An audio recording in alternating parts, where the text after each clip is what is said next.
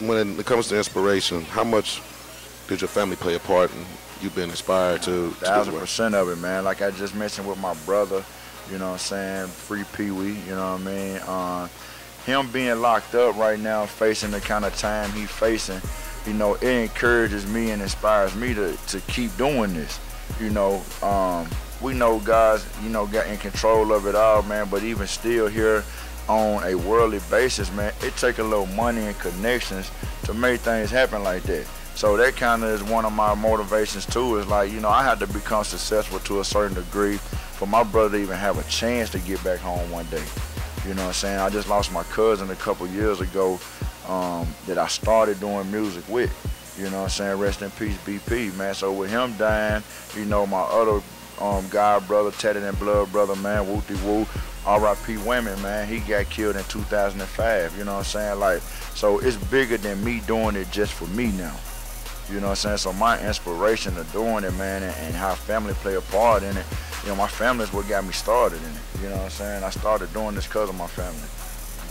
With that being said, what would be your message to the youth today? Because, you know, they reckless, running wild, you know, no guidance, no direction. What would be your message to the youth today? Man, first things first, man, like, parents out there, man, and even the youth themselves, man, like, we got to get more involved, man, in their lives communication-wise.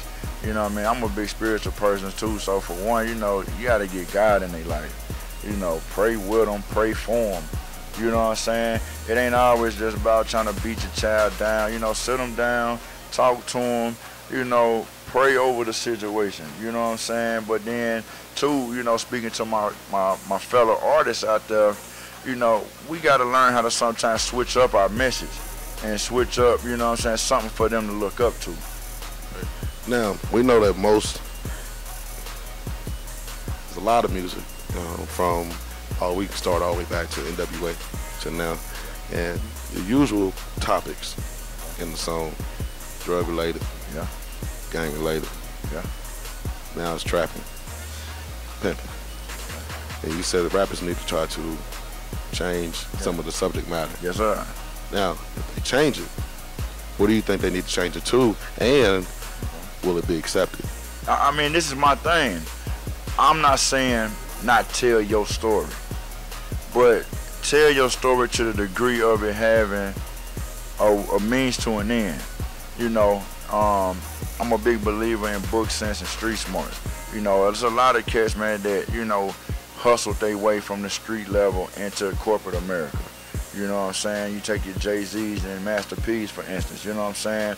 So I think it's about, you know, tell that message of what you had to go through in that lifestyle, but also tell it in an exit strategy type of way. You see what I'm saying? Leave the celebration out. Yeah, you know what I mean? Like, for me, it's like when you do it, you know, I know cats, man, that hustle, you know what I mean, and they sell drugs or whatever they got to do, but then they the most giving person I know. They take care of their family, their kids, other people's kids. You know what I'm saying?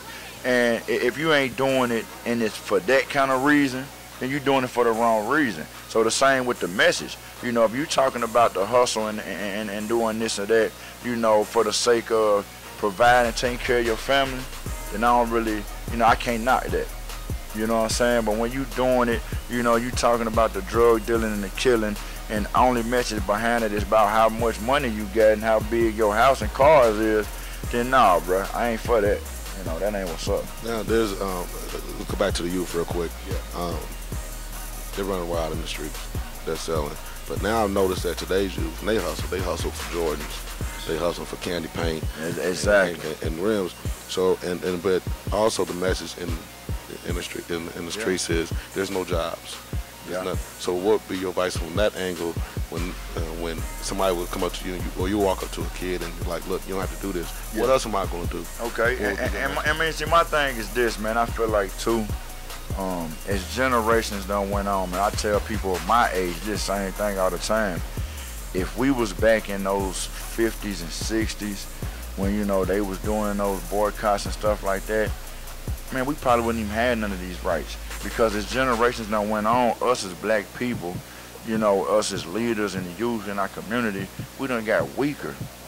And I say that by, when we was coming up, we would have took that little job for $6 at Kroger's, that McDonald's drive-through. We would have done that, you know what I'm saying? And we still would have bought our Jordans here and there and whatever else too. But we, you know what I mean, they so prideful these days, you know, and they so the easy route, you know, and then what they seeing on TV, you know, it make it seem that easy. And it ain't, man. So they don't want to work or grind for nothing. You know, even on, you know, still to try to keep it positive, but even on a street level, you know, these young kids these days, they don't even want to hustle. They rather just go steal people's stuff and rob. You see what I'm saying? So, you know, I just think it comes from the youth, man, for whatever reason, not having that strong backbone, man. Like, you know what I'm saying? And not seeing it done. You know, not seeing daddy go to work every day. Yeah. You know, not seeing, you know, not having a granddaddy like I had, you know, that I knew used to walk to his job. You know, walk to work. You know what I'm saying? And walk back home from like a 12-hour day. You know what I'm saying? This is like today. They think everything is supposed to be handed. You know what I mean? Like, it's a given. And that's why I say, like, you know, we got to try to remind them of our history a lot more. You see what I'm saying? The further the generations done got away from the struggles we done overcame, the less they appreciate it. You know what I mean? They've always had. Yeah, that's a message.